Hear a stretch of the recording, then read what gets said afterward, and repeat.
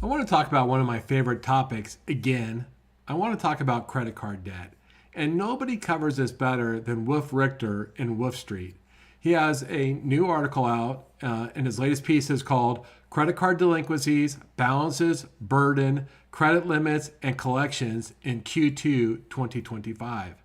And he takes a really hard look at credit in credit card debt, and he really dispels a lot of the myths that we've talked about here. So let's go through some of them. So one, let's just look at credit, because you know what we hear? Credit card totals are at the highest they've ever been. Credit card debt's out of control. Americans can't afford their credit debt, and the sky is falling. So here are some of the numbers, and then I'm going to bring up a couple of really interesting things that you may or may not know when we talk about credit card balances. So first, if you look at delinquencies, they're at historic lows. The 30-day delinquency rate dropped to under 3% in Q2. It's the lowest it's been in quite a few years. It's at 2.87%. The 60-day delinquency rate for prime borrowers is under 1%, matching record lows. So delinquencies aren't an issue. Total credit card balances did rise by $27 billion quarter over quarter. That's Q1 over Q2. And credit card balances do now sit at $1.21 trillion. And so that is an increase of 6% year over year.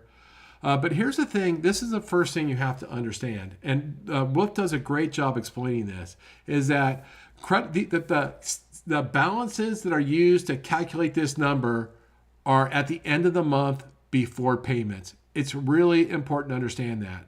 So they're made at the end. So it's what are all the credit card balances before the payments are due.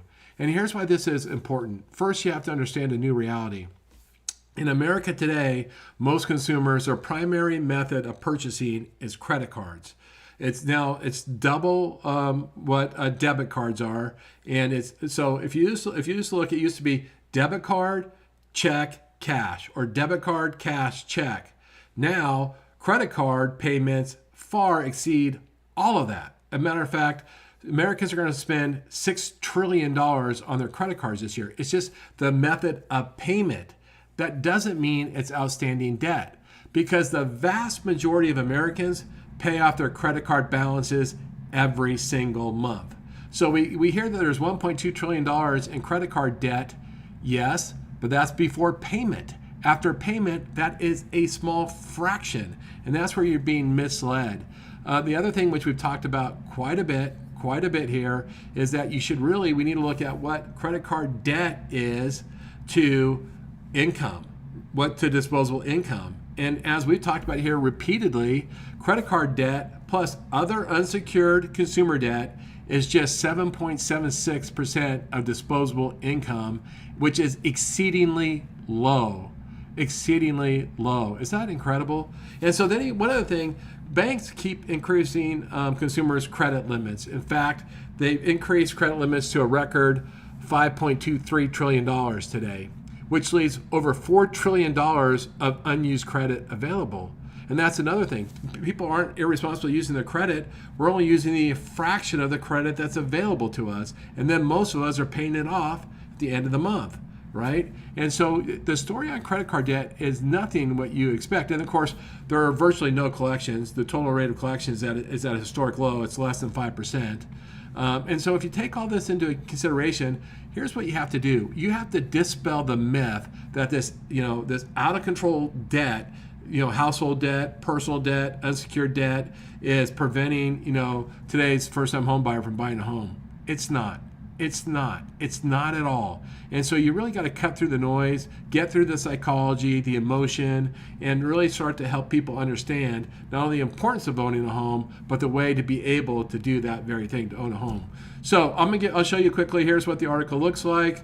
Right here, this is the Wolf Street article. As you know, I'm a giant fanboy of Wolf Street. They do all great stuff. I think if you're in mortgage or real estate, you need to subscribe. You can scroll through this and see all the great data and charts. It's just super fantastic. I think he uses some of the best data out there. I will tell you, I did a lengthy LinkedIn post on this today covering this. I also put a link to Wolf's article in my LinkedIn post. I'll put a link to his article here below.